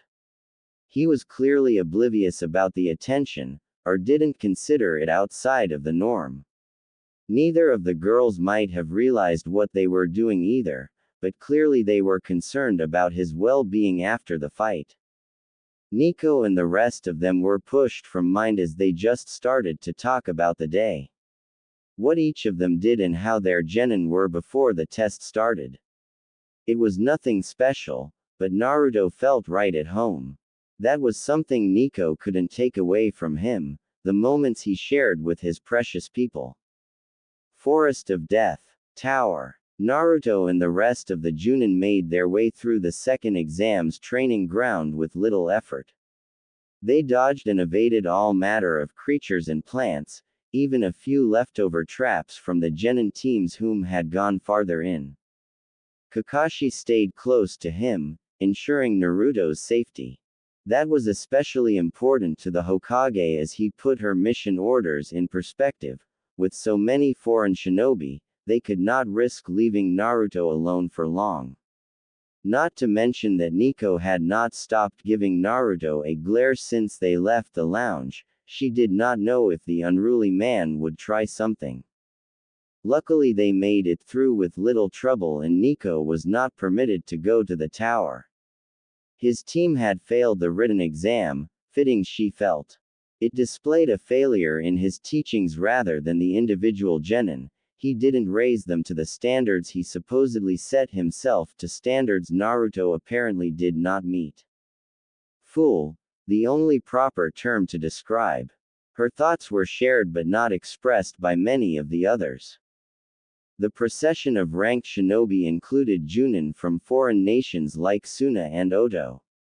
Neither of them seemed all that polite or welcoming, so Konoha steered clear, preferring to stay with their own. Everyone was headed in the same direction though. They were to see the Hokage and wait for their teams to arrive. Hiruzen waited in one of the rooms higher up in the tower.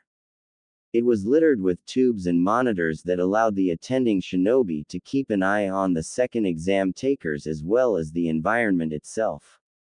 A few Anbu were present as well at the Hokage's bequest, arms folded at his flanks with bored faces hidden behind porcelain. Shortly before the Junin arrived, a proctor arrived to alert the Hokage. He turned and watched as the nicely sized group of older shinobi entered, all bowing in respect to the cage. Not even the foreign countries were immune from that. Then he saw Naruto closely attended to by Kakashi, and a smile graced his lips.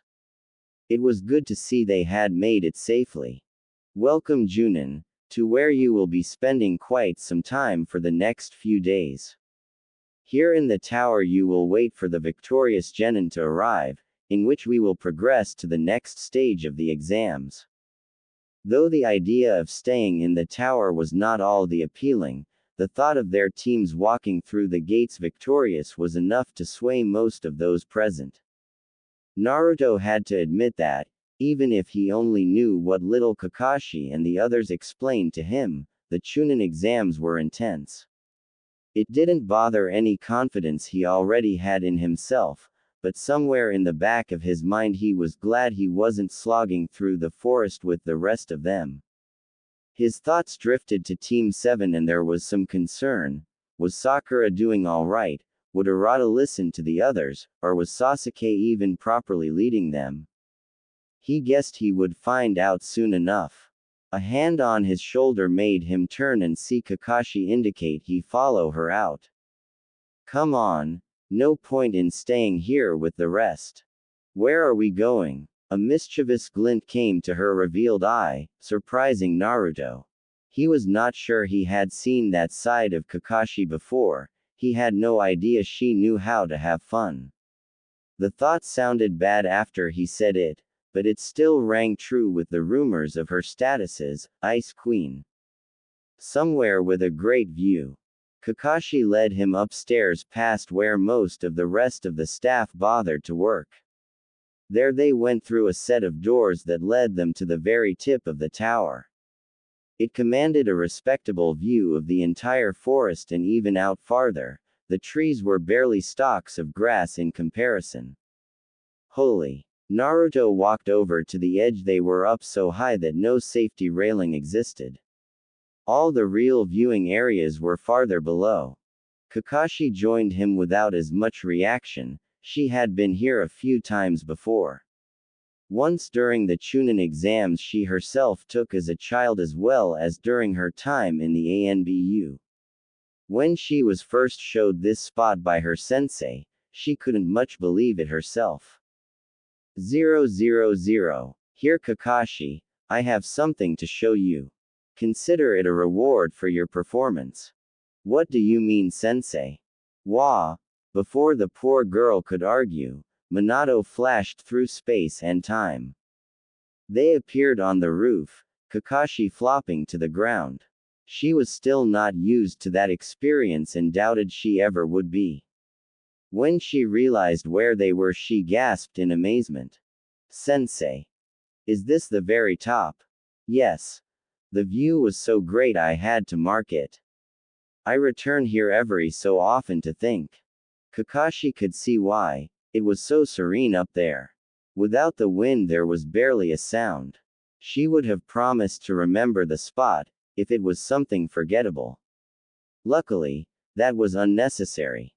Kakashi, promise me something. The young girl looked back at her sensei, hair blowing in the wind. Be sure to bring someone close to you to this spot. Don't let it be forgotten. The thought of Obito joining her there gave Kakashi a light feeling in her stomach, it sort of made her uncomfortable. No, the idiot wouldn't appreciate it anyway. She would have to wait.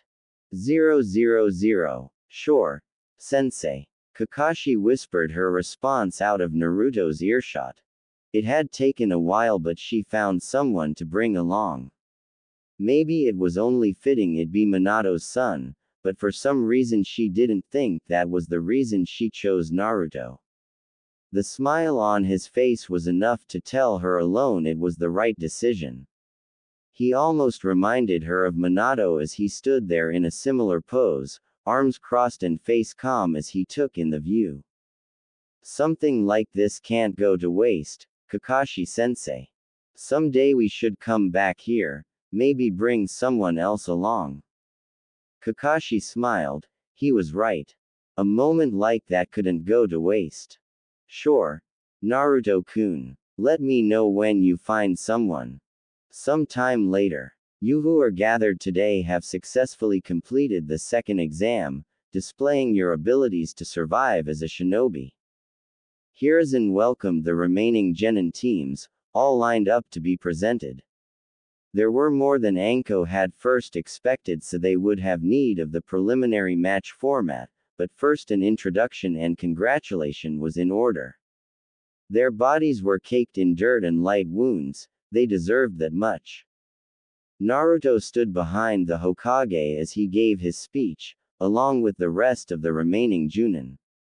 Kakashi stood at his side, looking no more attentive than usual. The others held themselves to a bit higher regard, hands clasped at their backs or arms at their sides, eyes straight. Naruto was like them. He was unable to act in such a laid-back manner in such an important event, especially with the Hokage right there. They were representing Konoha after all, right? Those who had their team fail were sent to collect them, or their remains. It was a grisly job, but no Junin would refuse it.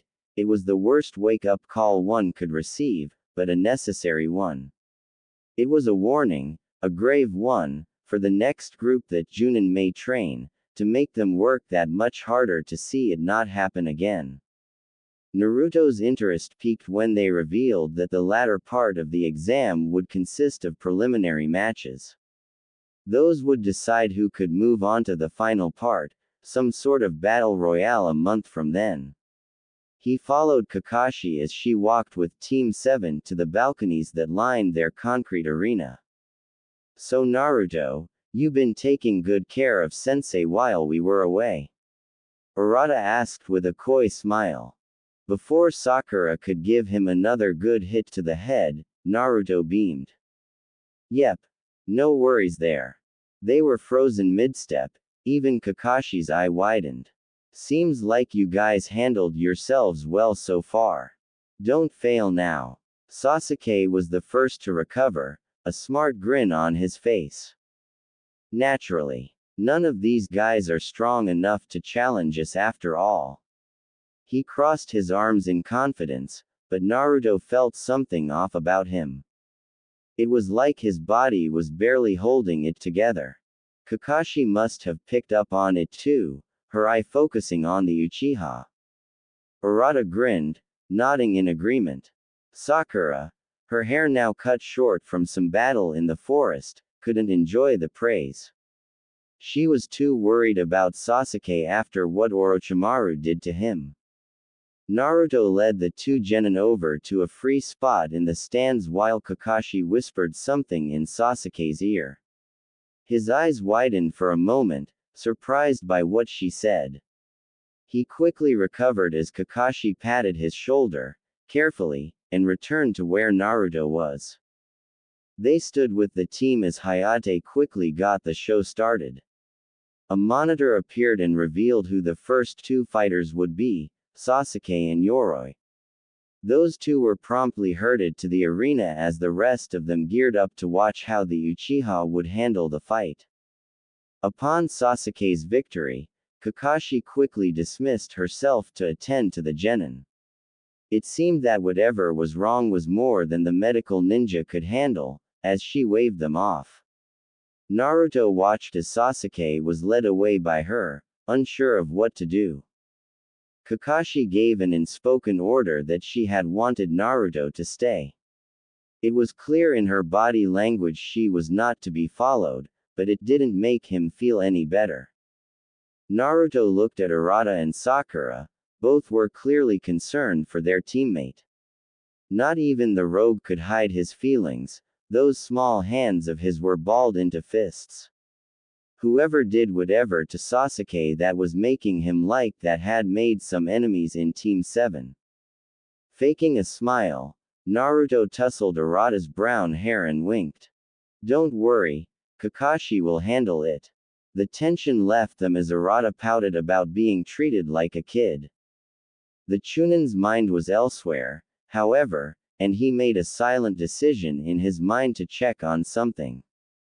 Only a few of the ninja in the room, namely the more attentive Junin, noticed Naruto subtly leave a clone of himself behind as he flickered through the exit. The Hokage tipped his hat, concerned that something had happened.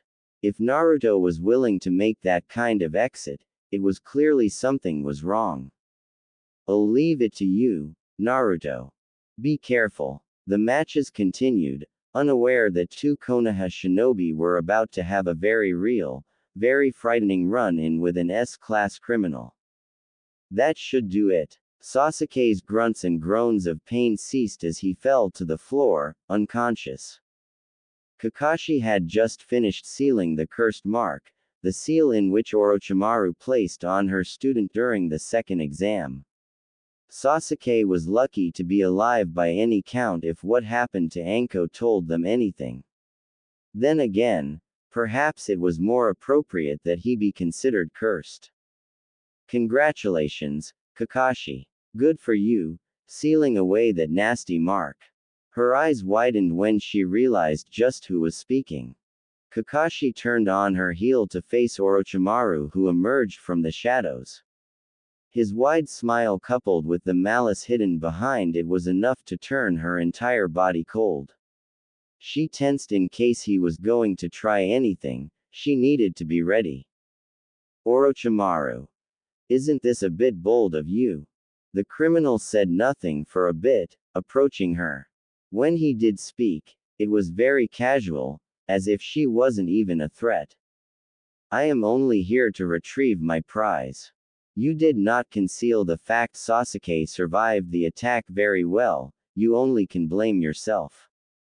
One more step toward her made Kakashi lower her right arm and begin to gather chakra. She used her left hand to hold her right wrist, helping her keep control of the technique. He wouldn't get Sasuke as long as she was breathing. You will come no further. Reikiri. Orochimaru just laughed, a truly entertained laugh. She actually thought that would stop him. Come on, Kakashi, that won't be enough to stop me. Just stand aside. Before he could go any farther, another sound rang out. Instead of the crackle of unkempt lightning, this was the whipping of a powerful windstorm. They turned to see Naruto appear from the darkness, from behind a pillar. He had been waiting for the right moment to interrupt, hoping that Orochimaru would run from Kakashi alone. There was no way he would let her fight this fight alone, even if he was outmatched. You'll have to go through me too. Orochimaru saw the Jinchuriki brat and scowled, his fun ruined. Kakashi wanted to reprimand Naruto for coming, but she was most likely still alive because he was there. HMPH. Konoha has become a lot more annoying since I left. Fighting the two of you might be a bit too much, so I suppose I can wait until Sasuke comes to me on his own. Orochimaru turned to Kakashi, who still stood ready to strike, even if a bit of fear gripped her heart. Now is your chance, Kakashi. Just try and kill me, see if you can save your precious student. He turned to leave, binding both her and Naruto in a very powerful aura of killing intent. It was enough to make them both flinch. Naruto even fell to one knee. So that was the power of an S-class shinobi, not something either one of them were willing to experience again. They just remained there for a while, collecting themselves. Then Kakashi collected Sasuke and told Naruto to return to the stands. They had to keep appearances normal. She would deposit the Uchiha at the hospital and return, so he had to keep Arata and Sakura calm. Although he was hesitant to leave Kakashi alone after that encounter, he knew that his element of surprise was useless. Not to mention there was little he could do against Orochimaru in his current state. Begrudgingly he returned to the stands to watch the finishing part of Arata's match against Tenten. There wasn't much left for him to watch though, because Tenten had just about run out of tricks. Arata had her on the run with his technique, manipulating her own barrage against her. She did her best to dodge or block, but any weapon she tried to use just added to the boy's arsenal. Obviously tired, Tenten gave up when she realized that she just was not able to fight in her current condition. Hayate made the ruling final and the weapons fell to the ground, motionless. The applause was sporadic, but again it came from the Konoha side. Naruto and a few others gave him the deserving applause, while Team Guy looked disappointed with the outcome. No one could blame Tenten though, she was outmatched from the start, her over-reliance on the weapons turned into her downfall. That said, no one could understand Arata's technique either, not even Arata himself. Although he was more willing to use it now with Naruto's training and Kakashi's advice, it was still a mostly unknown ability he had. Its power was obvious though, if that display was anything to go by. Only Baki seemed to realize the magnitude of what he was watching, with experience in seeing not one but two of the cage display a similar skill. How Konoha got their hands on such a powerful technique, he did not know, but it only meant that their plans would effectively prevent Arata from going any further. Suna's honor would be restored. When Kakashi excused herself a second time, there was just a